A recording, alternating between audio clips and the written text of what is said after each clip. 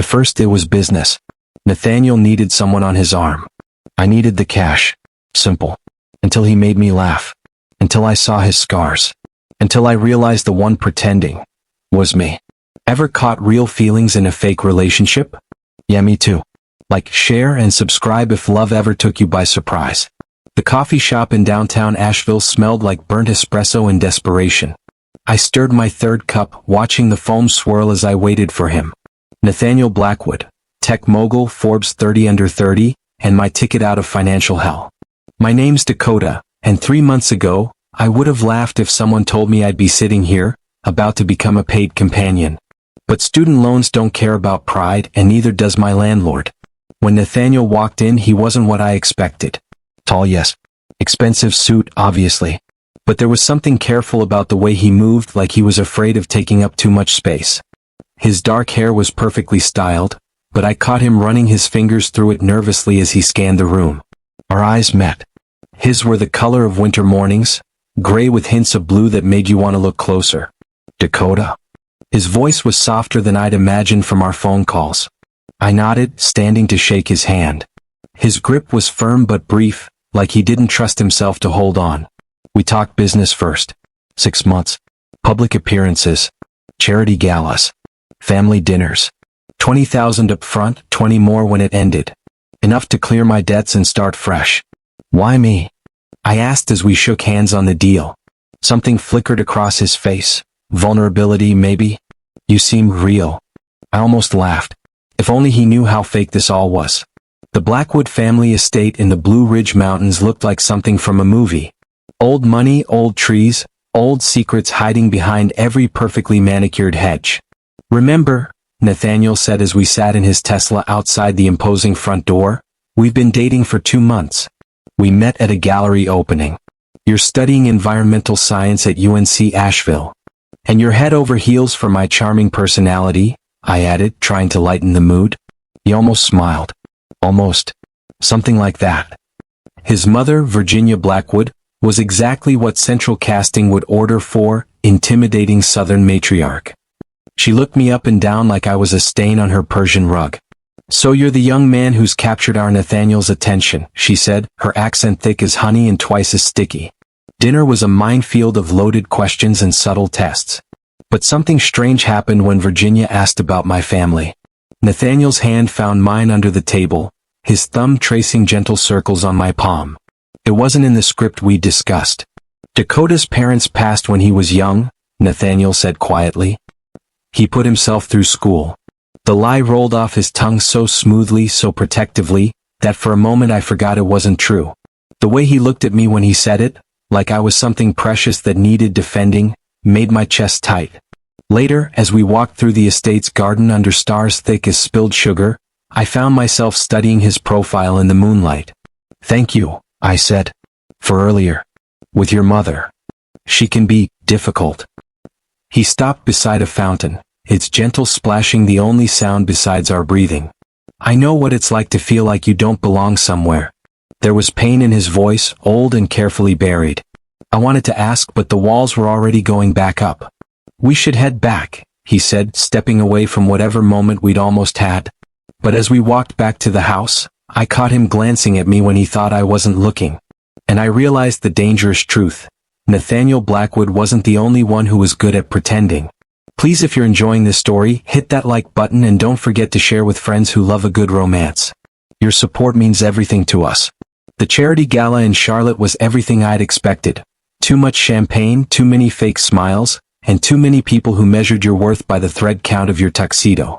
Nathaniel moved through the crowd like he was born to it, which I suppose he was.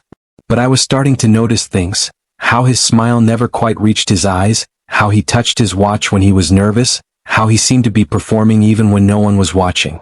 You're thinking too hard, he murmured as we swayed on the dance floor to some generic jazz number. Am I? I let him lead, surprised by how naturally we moved together. What should I be thinking about? Nothing. Everything. The way the light catches in your hair. His voice was so low only I could hear it. How you actually listen when people talk instead of just waiting for your turn to speak. I stumbled slightly. This wasn't part of the arrangement. We were supposed to be acting, but the way he was looking at me felt dangerously real. Nathaniel. I know, he said quickly, like he'd caught himself doing something wrong. I know what this is. But later, when some oil executive's son made a crude comment about Blackwood's pretty little plaything, Nathaniel's response was swift and sharp enough to cut glass. The kid backed off, but not before I saw something fierce and protective flash in Nathaniel's eyes. We left early, driving through the North Carolina night in comfortable silence until Nathaniel pulled over at a scenic overlook. I should apologize, he said, gripping the steering wheel. For what I said. During the dance. Should you? He turned to look at me, and in the dashboard's glow he looked younger. More uncertain. This is supposed to be simple. Is it not? You know it's not. The admission hung between us like a challenge. But it has to be. I wanted to ask why. Wanted to understand what had put that careful distance in his voice, that practiced emptiness in his smile. Instead, I reached out and covered his hand with mine. It doesn't have to be anything, I said. It just has to be honest. He stared at our joined hands for a long moment before starting the car. But he didn't pull his hand away until we reached my apartment, and even then he hesitated. Dakota, he said as I got out. Be careful. Of what? Of me. I wasn't supposed to see him that Thursday afternoon.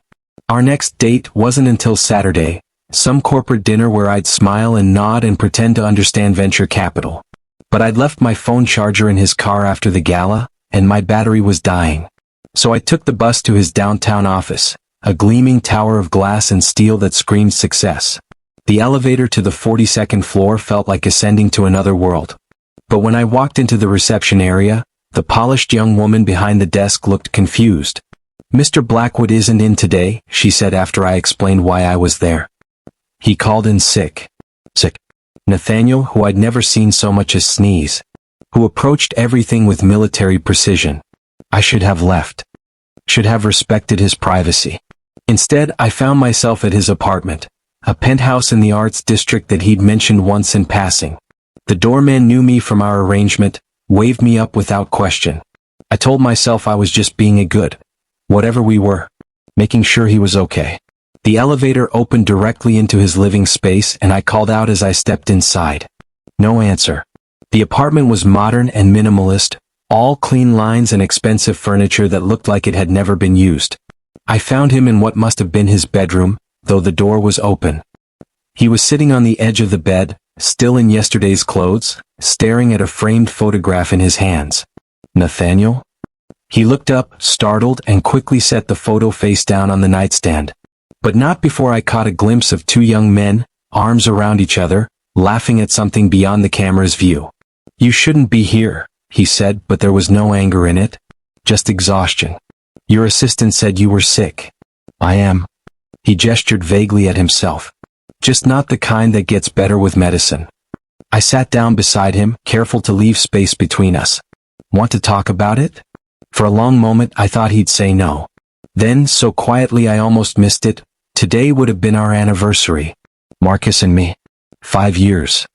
The photograph. The pain I'd sensed but couldn't name. It all clicked into place. What happened? Nathaniel was quiet for so long I thought he wouldn't answer. When he finally spoke, his voice was hollow. Car accident. 2 years ago. He was coming to surprise me at work. He laughed, but there was no humor in it. Funny thing is, we'd been fighting. About coming out. About me coming out. He wanted us to be real, to stop hiding. And I. He shook his head. I was a coward. Nathaniel. He died thinking I was ashamed of him. Of us. His hands were shaking now. And maybe I was. Maybe that's why I can't. Why this is so. Hey. I reached out instinctively, covering his trembling hands with mine. Look at me. When he did, his eyes were bright with unshed tears. Grief isn't linear, I said. And it doesn't come with an expiration date. You loved him. I did. Then honor that. Don't let fear win again. We sat there in the afternoon light filtering through his floor-to-ceiling windows, holding hands like lifelines. And for the first time since I'd met him, Nathaniel felt completely real. Everything changed after that afternoon in his apartment. Not dramatically, Nathaniel was too careful for that, but in small ways that made my chest ache with their tenderness. He started texting me outside of our scheduled appearances. Nothing romantic, just life. A funny meme. A photo of his coffee. The view from his office window on particularly gray days. Thought you might like this, he'd write, attaching pictures from his morning runs through the mountains. And I did like them. I liked them more than I should have. Our next public appearance was a gallery opening in downtown Asheville, the kind of event where everyone spoke in hushed tones about artistic vision, while sipping wine that cost more than my monthly grocery budget.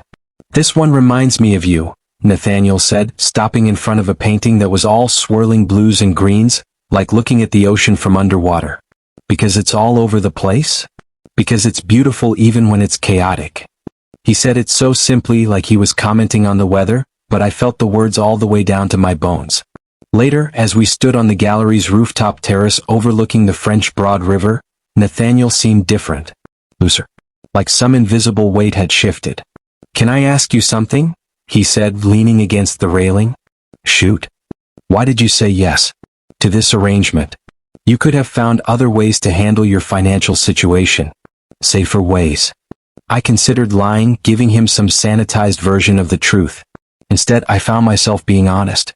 "Because I was tired of feeling invisible," I said. "My whole life I've been the scholarship kid, the one watching from the outside. For 6 months I get to pretend I belong somewhere." He turned to face me fully. "You don't need to pretend anything with me. Don't I?" "No." His voice was soft but certain. "You never did." A group of other gallery patrons wandered onto the terrace then, interrupting whatever was building between us. But as we made small talk about the art and the weather, Nathaniel's hand found the small of my back, a gentle, protective touch that had nothing to do with our public performance. Driving home that night, I caught myself stealing glances at him in the driver's seat. The way his hands gripped the wheel. The concentrated furrow between his brows when he was thinking. The careful way he'd been watching me all evening, like I was something precious he was afraid to break. "Dakota," he said as we pulled up to my apartment building. "Yeah. Would you?" He stopped, shook his head. "Never mind." "What? Would you like to have dinner tomorrow?" "Not for show. Just dinner." My heart did something complicated in my chest. "Are you asking me on a real date, Nathaniel Blackwood?" "I think I am." I should have said no. Should have reminded him about boundaries and complications and all the reasons this was a terrible idea. Instead I smiled. "Pick me up at 7. Nathaniel picked me up at 7:05, looking nervous in the way that made him seem younger. He traded his usual designer suits for dark jeans and a button-down shirt rolled up at the sleeves, and I had to resist the urge to stare at his forearms. "Where are we going?" I asked as we drove through downtown Asheville. "Somewhere we won't run into anyone we know." He took me to a small Indian restaurant tucked into a corner of West Asheville, the kind of place where the walls were covered in family photos and the air smelled like cardamom and possibility. "How did you find this place?" I asked as we settled into a corner booth. "Marcus loved Indian food," Nathaniel said simply. "We used to come here when we wanted to disappear for a while." It should have been awkward, him mentioning Marcus on what was essentially our first real date. Instead, it felt like trust, like he was sharing something sacred. "Tell me about him," I said. Nathaniel's eyes widened slightly. "Most people change the subject when I bring him up." "I'm not most people." "No," he agreed, something warm in his voice. "You're not." So he told me. About Marcus, the art teacher who saw beauty in everything. Marcus who left sticky notes with terrible jokes on Nathaniel's bathroom mirror. Marcus who cried during animated movies and sang off-key in the shower and believed that love was worth any risk. "He sounds incredible," I said when Nathaniel finished. "He was." Nathaniel pushed rice around his plate. "He would have liked you." Yeah. He had a thing for smart mouths and kind hearts. The way he said it, looking directly at me, made heat bloom in my chest. After dinner, instead of heading back to my apartment, Nathaniel drove us up into the mountains. We ended up at a scenic overlook, the city spread out below us like scattered diamonds. "I haven't done this in a long time," he said as we sat on the hood of his car. "What?" "Looked at the view?" "Been on a real date."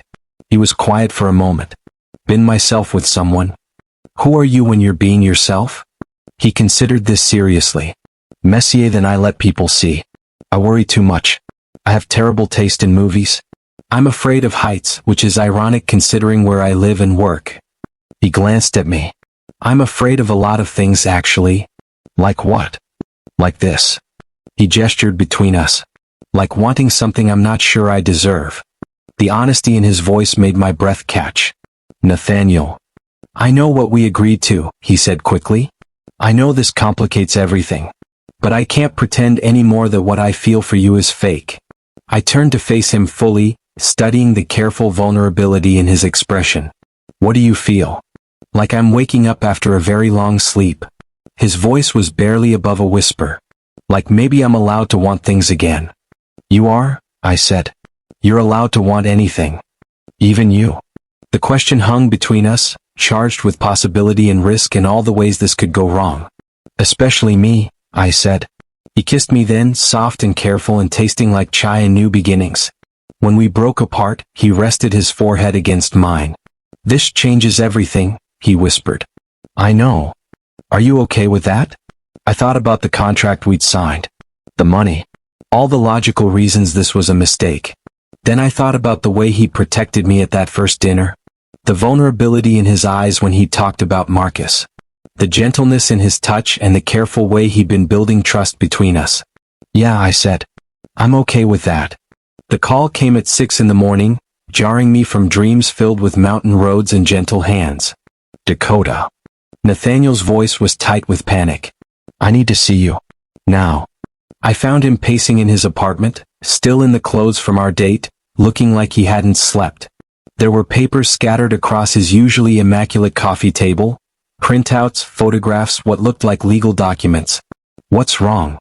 He handed me a tablet displaying a gossip website. The headline made my stomach drop.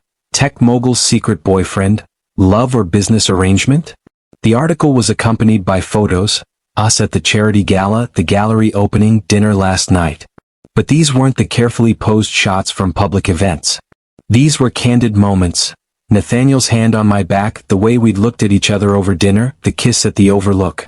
Someone's been following us, Nathaniel said, his voice hollow. The article, it's asking questions. About whether you're being paid. About the timing of our relationship coinciding with my need for better PR after the Henderson acquisition fell through. I sank into his couch, still staring at the screen. How did they find out? I don't know. But Dakota, if this gets out, the real arrangement, it could destroy both of us. My company's reputation, your future prospects. He ran his hands through his hair. My mother called an hour ago. She wants to meet with us. Today. Virginia Blackwood's lawyer was already at the estate when we arrived, a sharp-faced woman in an expensive suit who looked at me like I was a particularly unpleasant insect. Miss Patterson has prepared a statement, Virginia said without preamble. You'll say the relationship has run its course. Natural ending. No hard feelings. Sign a non-disclosure agreement, and there will be a settlement. Enough to handle any financial concerns you might have. The contract she slid across the table was thick with legal language, but the number at the bottom was clear enough. More money than I'd ever seen in my life. Enough to pay off my loans and start over somewhere new. All you have to do, the lawyer said smoothly, is walk away. Quietly. I looked at Nathaniel, who was staring at his hands. His face was carefully blank, but I could see the tension in his shoulders, the way he was holding himself too still. What do you want me to do? I asked him quietly. He finally looked up and the pain in his eyes nearly broke me. I want you to be safe. I want you to have the life you deserve. That's not what I asked. Dakota. What do you want, Nathaniel? He was quiet for so long I thought he wouldn't answer. When he spoke, his voice was barely above a whisper. I want you to stay. Virginia made a disgusted sound. Nathaniel, be reasonable. This infatuation has already caused enough damage. End it now before. Before what? I cut her off, surprising myself with the steel in my voice. Before your son is happy? Before he chooses love over reputation? Love. She laughed, cold and sharp. Young man, you've been paid to be here. Whatever feelings you think you have are real. I stood up, the unsigned contract still on the table between us. What started as business became something else. Something worth fighting for. I turned to Nathaniel. I don't want your money. I never did, not really. I want you. The real you. The one who cries during movies and sings off-key and sees beauty in chaos. Dakota, he said softly, standing to face me. Are you sure? Because if we do this, if we make this real, there's no going back. No safety net. I've never been more sure of anything in my life. He crossed the room in 3 steps, cupping my face in his hands. I love you, he said like he was testing the words. I love you and I'm tired of being afraid. I love you too.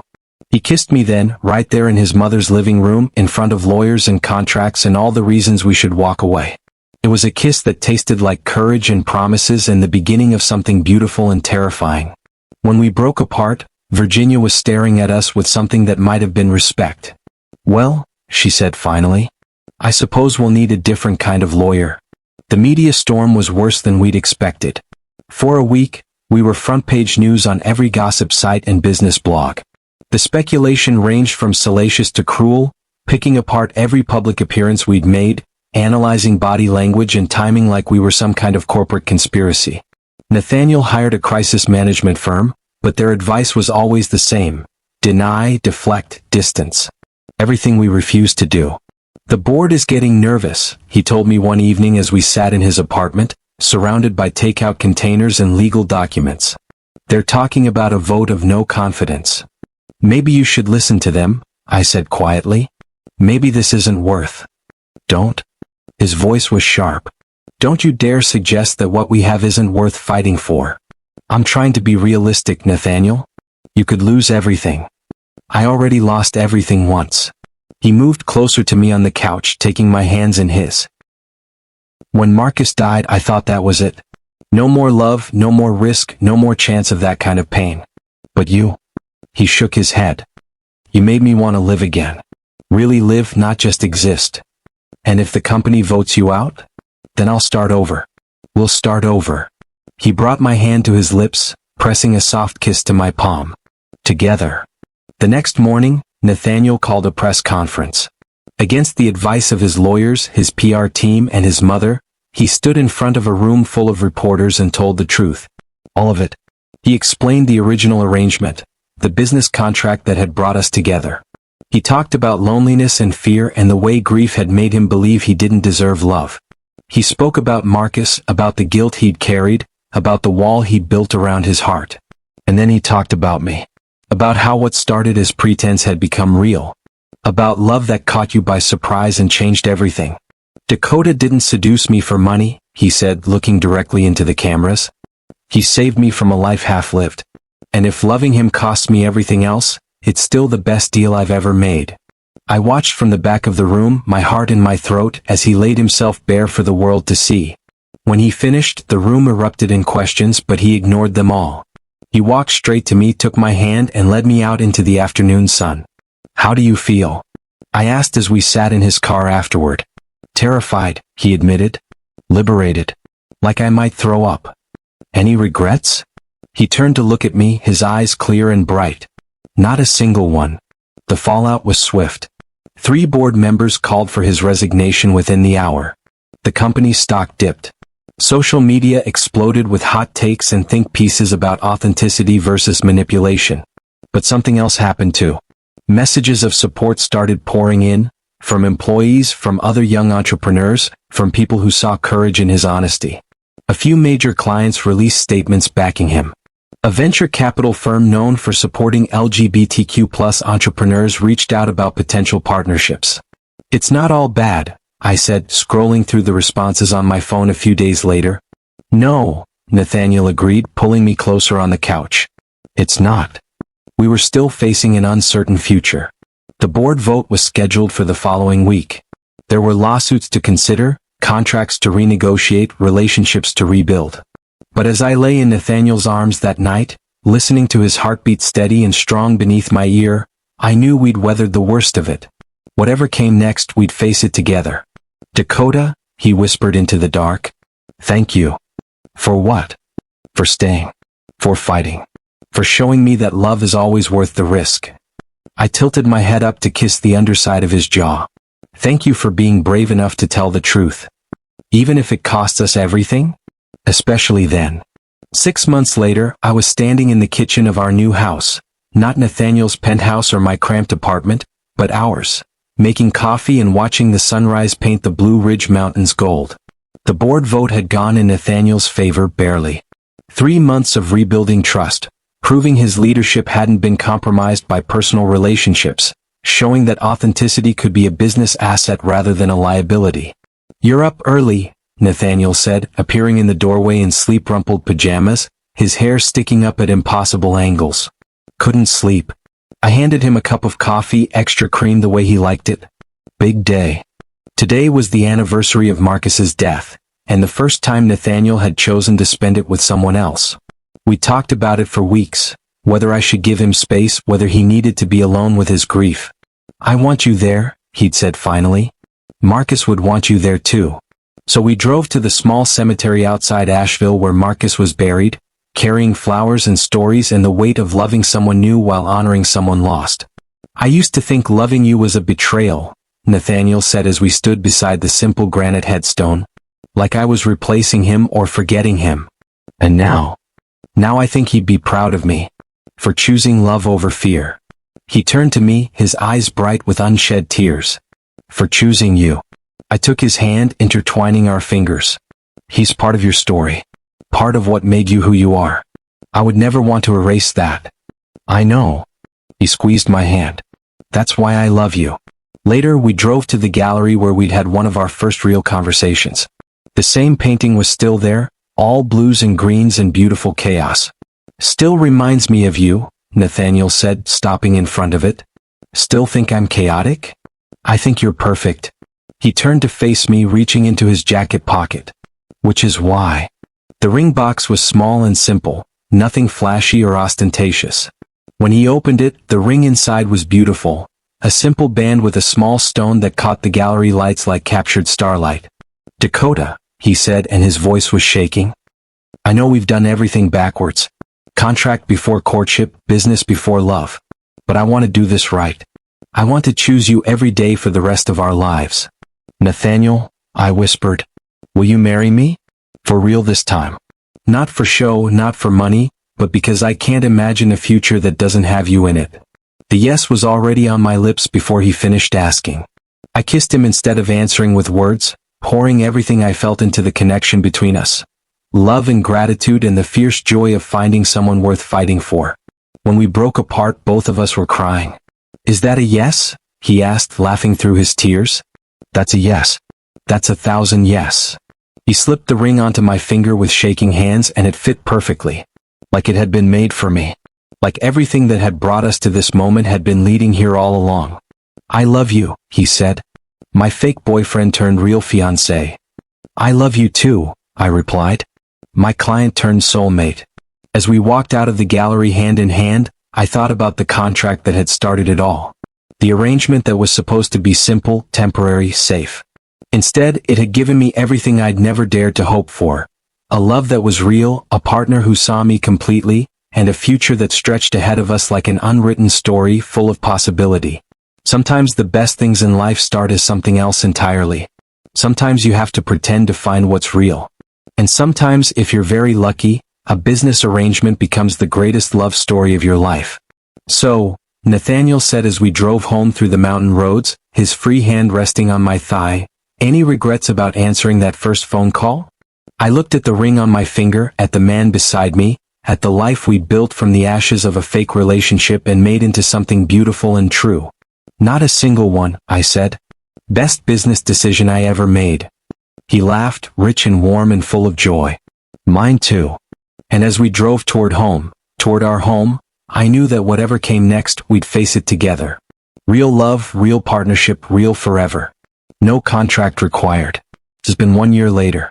The wedding was small, just family and close friends gathered in the garden behind our house, with the mountains as our backdrop and Marcus's photo on the altar beside us. Virginia Blackwood, who had surprised everyone by becoming one of our biggest supporters, officiated the ceremony.